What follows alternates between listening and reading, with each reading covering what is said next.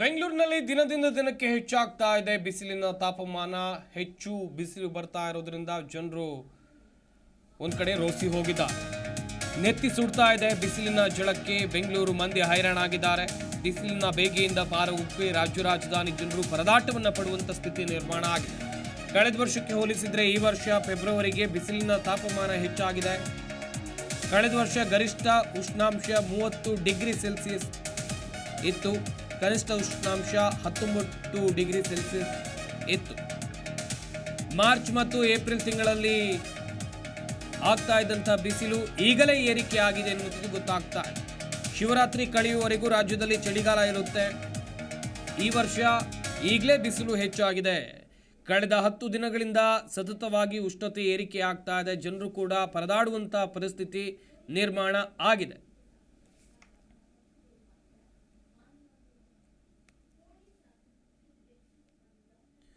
ಬಿಸಿಲು ಹೆಚ್ಚಾಗ್ತಾ ಇದೆ. ಶಿವರಾತ್ರಿ ಆದಮೇಲೆ ಸಾಮಾನ್ಯವಾಗಿ ಬಿಸಿಲು ಹೆಚ್ಚಳ ಆಗ್ತಾ ಇತ್ತು ಅಂತ ಹೇಳಿದರೆ ತಾಪಮಾನ ಹೆಚ್ಚಳ ಆಗ್ತಾ ಇತ್ತು. ಆದರೆ ಈಗಿನಿಂದಲೇ ಫೆಬ್ರವರಿ ತಿಂಗಳಲ್ಲೇ ಬಿಸಿಲು ಹೆಚ್ಚಳ ಆಗ್ತಾ ಇದೆ. ಜನರು ಕೂಡ ಹೊರಗಡೆ ಓಡಾಡೋದಕ್ಕೆ ಹಿಂದೇಟು ಆಗ್ತಾ ಇದ್ದಾರೆ. ಎಷ್ಟಪ್ಪ ಬಿಸಿಲಲ್ಲಿ ಹೈರಾಣ ಹೋಗ್ತೀವಿ ಅಂತ ಕೆಲವೊಂದಿಷ್ಟು ಜನ ಹೇಳ್ತಾರೆ. ಹೆಚ್ಚಿನ ತಾಪಮಾನದಿಂದ ಆರೋಗ್ಯದ ಮೇಲೂ ಕೂಡ ಪರಿಣಾಮ ಬೀರುವಂಥ ಸಾಧ್ಯತೆ ಹೆಚ್ಚಾಗಿರುತ್ತೆ. ಈ ಬಗ್ಗೆ ವೈದ್ಯರು ಏನು ಹೇಳ್ತಾರೆ ನೋಡ್ತಾ ಹೋಗೋದಾದರೆ, ಹಾಗೆಯೇ ಎಷ್ಟು ಪ್ರಮಾಣದಲ್ಲಿ ಬಿಸಿಲಿದೆ. ಫೆಬ್ರವರಿ 14ನೇ ತಾರೀಕು 31.2 ಡಿಗ್ರಿ ಸೆಲ್ಸಿಯಸ್ ತಾಪಮಾನ ಇದೆ. ಫೆಬ್ರವರಿ 15ನೇ ತಾರೀಕು 31.4 ಡಿಗ್ರಿ.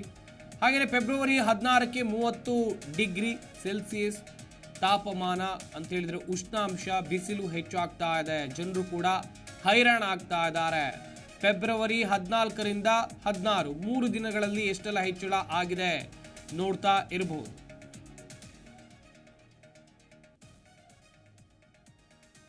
ನೆತ್ತಿ ಸುಡ್ತಾ ಇದೆ ಬಿಸಿಲು. ಫೆಬ್ರವರಿ 17 32 ಡಿಗ್ರಿ ತಾಪಮಾನ. ಫೆಬ್ರವರಿ 18ಕ್ಕೆ 32.6 ಡಿಗ್ರಿ.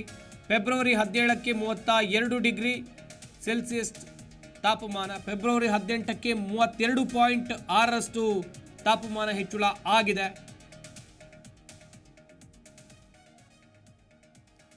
ಬಿಸಿಲು ಏರಿಕೆಗೆ ಕಾರಣ ಏನು? ಮಳೆ ಪ್ರಮಾಣ ಕಡಿಮೆ ಆಗಿದೆ. ವಾಹನಗಳ ಸಂಖ್ಯೆಯಲ್ಲಿ ಭಾರಿ ಏರಿಕೆ ಆಗ್ತಾ ಇದೆ. ಮರಗಳ ಪ್ರಮಾಣದಲ್ಲೂ ಕೂಡ ಇಳಿಕೆ ಆಗ್ತಾ ಇದೆ. ರಸ್ತೆ ಬದಿ ಇರುವಂತಹ ಮರಗಳನ್ನು ಈಗಾಗಲೇ ಕಡಿದು ಬಿಸಾಕಿದ್ದಾರೆ. ವಾಹನಗಳ ಸಂಖ್ಯೆಯು ಕೂಡ ನಗರದಲ್ಲಿ ಒಂದು ಕಡೆಯಲ್ಲಿ ವಾಹನಗಳ ಸಂಖ್ಯೆ ಏರಿಕೆ ಆಗ್ತಾ ಇದೆ. ಮರಗಳ ಪ್ರಮಾಣದಲ್ಲಿ ಇಳಿಕೆ ಆಗ್ತಾ ಇದೆ.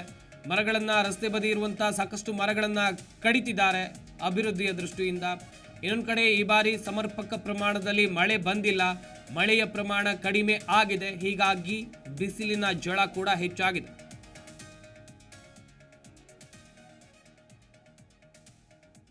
ಹಾಗೆಯೇ ನಿರಂತರವಾಗಿ ಅರಣ್ಯ ನಾಶ ಆಗ್ತಾ ಇದೆ. ಭೂಮಿಯಲ್ಲಿ ತೇವಾಂಶದ ಕೊರತೆ ಕಂಡು ಬರ್ತಾ ಇದೆ. ಇದು ಕೂಡ ಬಿಸಿಲು ಹೆಚ್ಚಾಗೋಕೆ ಕಾರಣ. ವಾತಾವರಣದ ತೇವಾಂಶ ಕಡಿಮೆ ಆಗ್ತಾ ಇದೆ.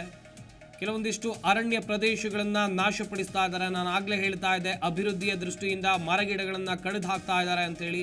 ನಿರಂತರ ಅರಣ್ಯ ನಾಶದಿಂದ ಬಿಸಿಲು ಹೆಚ್ಚು ಆಗ್ತಾ ಇದೆ. ಭೂಮಿಯಲ್ಲಿ ತೇವಾಂಶದ ಕೊರತೆ ಕಡಿಮೆ ಆಗ್ತಾ ಇದೆ. ಈ ಬಾರಿ ಸಮರ್ಪಕವಾದಂಥ ಮಳೆ ಆಗಿಲ್ಲ. ವಾತಾವರಣದ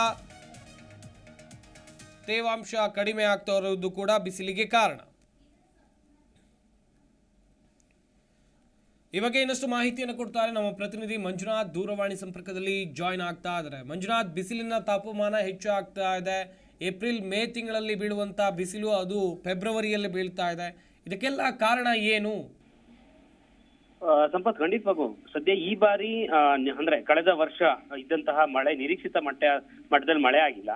ಇದೇ ಒಂದು ಕಾರಣಕ್ಕಾಗಿ ಈ ಬಾರಿ ಫೆಬ್ರವರಿ ಪ್ರಾರಂಭದಲ್ಲಿಯೇ ಅತಿ ಹೆಚ್ಚಾದಂತಹ ತಾಪಮಾನ ಬೆಂಗಳೂರು ನಗರದ ಜನತೆಗೆ ಕಾಣ್ತಾ ಇದೆ. ಕಳೆದ ಬಾರಿ ಮಳೆಯ ಪ್ರಮಾಣ ತೀರಾ ಕಡಿಮೆ ಆಗಿರುವಂತಹ ಕಾರಣಕ್ಕಾಗಿ ಈ ಬಾರಿ ತಾಪಮಾನ ಏರಿಕೆ ಆಗಿರುವಂತದ್ದು. ಜೊತೆಗೆ ವಾಹನಗಳ ಸಂಖ್ಯೆಯಲ್ಲೂ ಕೂಡ ಏರಿಕೆ ಆಗ್ತಾ ಇದೆ. ಪದೇ ಪದೇ ವಾಹನಗಳ ಒಂದು ರಿಜಿಸ್ಟ್ರೇಷನ್ ಕೂಡ ಬೆಂಗಳೂರಿನಲ್ಲಿ ಯಥೇಚ್ಛವಾಗಿ ಆಗ್ತಾ ಇದೆ. ಈ ಒಂದು ಕಾರಣ ಕೂಡ ಪ್ರಮುಖ ಎನ್ನಲಾಗ್ತಾ ಇದೆ. ಜೊತೆಗೆ ನಿರಂತರ ಅರಣ್ಯ ನಾಶದಿಂದಲೂ ಕೂಡ ಭೂಮಿಯ ತೇವಾಂಶ ಏರಿಕೆ ಆಗ್ತಾ ಇದೆ. ವಾತಾವರಣದಲ್ಲಿ ತೇವಾಂಶ ವರ್ಷದಿಂದ ವರ್ಷಕ್ಕೆ ಕಡಿಮೆ ಆಗ್ತಿರುವಂತಹ ಪ್ರಮುಖ ಕಾರಣ ಇದು ಎನ್ನುವಂತಲ್ಲೂ ಕೂಡ ಈ ಒಂದು ತಾಪಮಾನ ಏರಿಕೆಗೆ ಪ್ರಮುಖವಾದಂತಹ ಈ ಒಂದು ಲಕ್ಷಣಗಳಿದ್ದಾವೆ. ಇನ್ನ ಯಾವ್ಯಾವ ದಿನದಲ್ಲಿ ಏರಿಕೆ ಆಗಿದೆ ಈ ಫೆಬ್ರವರಿ ತಿಂಗಳಲ್ಲಿ ಅಂತ ನೋಡೋದಾದ್ರೆ ಫೆಬ್ರವರಿ 14 31.2 ಡಿಗ್ರಿ ಸೆಲ್ಸಿಯಸ್ ತಾಪಮಾನ ಏರಿಕೆ ಆಗಿದೆ. ಅದಾದ ಬಳಿಕ ಮತ್ತೆ ಏರಿಕೆ ಆಗಿರುವಂತದ್ದು ಫೆಬ್ರವರಿ 15ಕ್ಕೆ 31.4 ಡಿಗ್ರಿ ಸೆಲ್ಸಿಯಸ್ ತಾಪಮಾನ ಏರಿಕೆ ಆಗಿದೆ. ಫೆಬ್ರವರಿ 14ಕ್ಕೆ 30 ಡಿಗ್ರಿ ಕೊಂಚ ಕಡಿಮೆ ಆಗಿರುವಂತದ್ದು. ಅದಾದ ಬಳಿಕ ಫೆಬ್ರವರಿ 17 32 ಡಿಗ್ರಿ ಸೆಲ್ಸಿಯಸ್ ಆಗಿರುವಂತದ್ದು. ಇನ್ನ ಫೆಬ್ರವರಿ 18ಕ್ಕೆ ನೋಡೋದಾದ್ರೆ 32.6 ಡಿಗ್ರಿ ಸೆಲ್ಸಿಯಸ್ ಅಷ್ಟು ಬಿಸಿಲು ಏರಿಕೆ ಆಗಿರುವಂತ ಕಾರಣದಿಂದಾಗಿ ಈ ವರ್ಷದ ತಾಪಮಾನ ಫೆಬ್ರವರಿ 18ರಂದೇ ಅತಿ ಹೆಚ್ಚಾಗಿ ಆಗಿದೆ ಅಂತ ತಪ್ಪಾಗ್ಲಿಕ್ಕಿಲ್ಲ. ಈ ಒಂದು ಎಲ್ಲಾ ಒಂದು ಒಟ್ಟಾರೆಯಾದಂತ ಪ್ರಮುಖವಾದಂತ ಕಾರಣಗಳೇ ಈ ರೀತಿಯಾದಂತ ಒಂದು ತಾಪಮಾನ ಏರಿಕೆ ಆಗ್ತಿದೆ. ಮುಂದಿನ ದಿನಗಳಲ್ಲೂ ಕೂಡ ಸದ್ಯ ಈಗ ಫೆಬ್ರವರಿಯಿಂದ ಮಾರ್ಚ್, ಏಪ್ರಿಲ್, ಮೇ ವರೆಗೂ ಕೂಡ ದೊಡ್ಡ ಮಟ್ಟದಲ್ಲಿ ತುಂಬಾ ಪೀಕ್ ಮಟ್ಟದಲ್ಲೂ ಕೂಡ ಬಿಸಿಲು ಏರಿಕೆ ಆಗತ್ತೆ. ಜನ ಕೊಂಚ ಎಚ್ಚರಿಕೆಯಿಂದ ಓಡಾಡುವಂತದ್ದು ಸೂಕ್ತ ಎನ್ನುವಂತ ನಿಟ್ಟಿನಲ್ಲಿ ಹವಾಮಾನ ಇಲಾಖೆಯ ತಜ್ಞರು ಕೂಡ ಒಂದು ಸಲಹೆಯನ್ನ ನೀಡ್ತಾ ಇದ್ದು, ಬಿಸಿಲಿನ ಒಂದು ಬೇಗೆಯನ್ನ ನೀವು ನಿವಾರಣೆ ಮಾಡ್ಕೊಳ್ಳಿಕ್ಕೆ ಏನೆಲ್ಲ ಕ್ರಮಗಳನ್ನ ಪಾಲನೆ ಮಾಡಬೇಕು ಅವೆಲ್ಲವೂ ಕೂಡ ಸೂಕ್ತವಾದಂತ ರೀತಿಯಲ್ಲಿ ಪಾಲನೆ ಮಾಡಿ. ಯಾಕಂತ ಹೇಳಿದ್ರೆ ಹೊರಗಡೆ ಓಡಾಡುವಂತ ಸಂದರ್ಭದಲ್ಲಿ ಅತಿ ಹೆಚ್ಚಾಗಿ ವಾಹನಗಳ ಒಂದು ಹೊಗೆಯಿಂದಲೇ ಹೆಚ್ಚಾದ ಬಿಸಿಲಿರುವಂತ ಕಾರಣದಿಂದಾಗಿ ಮತ್ತಷ್ಟು ತೀವ್ರತೆ ಹೆಚ್ಚಾಗುವಂತ ಕಾರಣ ಇರುವಂತ ಸಂದರ್ಭದಲ್ಲಿ ಜನ ಅರ್ತಿಕೊಂಡು ಮನೆಯಲ್ಲಿ ಬಿಸಿಲಿರುವಂತ ಸಂದರ್ಭದಲ್ಲಿ ಮನೆಯಲ್ಲಿರಿ. ಅಗತ್ಯವಾದಂತಹ ಒಂದು ಟೈಮ್ ಅಲ್ಲಿ ಏನೋ ಹೋಗ್ಬೇಕಾದ್ರೆ ನೀವು ಛತ್ರಿಗಳನ್ನ ಸೇರಿದಂತ ಇನ್ನಿತರ ಒಂದು ರೂಪುರೇಷೆಗಳನ್ನ ಮಾಡ್ಕೊಂಡೇ ಹೊರಗಡೆ ಹೋಗಿ ಎನ್ನುವಂತ ಸದ್ಯ ಸಲಹೆಯನ್ನ ಕೊಡುವಂತ ಕೆಲಸ ಹಾಗೂ ಹವಾಮಾನ ಇಲಾಖೆ ತಜ್ಞರು ಕೂಡ ನೀಡ್ತಿರುವಂತದ್ದು. ಸಂಪತ್, ಥ್ಯಾಂಕ್ ಯು ಮಂಜುನಾಥ್ ತಮ್ಮೆಲ್ಲ ಡೀಟೇಲ್ಸ್ಗಾಗಿ. ಜಿ ಕನ್ನಡ ನ್ಯೂಸ್ ಈಗ ನಿಮ್ಮ ಮನೆಯಲ್ಲೇ ನೋಡಿ. ಎಲ್ಲ ಕೇಬಲ್ಗಳಲ್ಲಿ ಈಗ ಲಭ್ಯ. Sun Direct 292, Jio TV 1334, U Digital 162, City Cable 51, GTPL 17, Abhishek cables 821, Rock Line telecommunication 51, Shri Basaveshwara number 60, Vinayaka digital number 53, In digital number 896ರಲ್ಲಿ. ನಿಮ್ಮಿಸ್ತದ ಜಿ ಕನ್ನಡ ನ್ಯೂಸ್ ನೋಡಿ ಆನಂದಿಸಿ.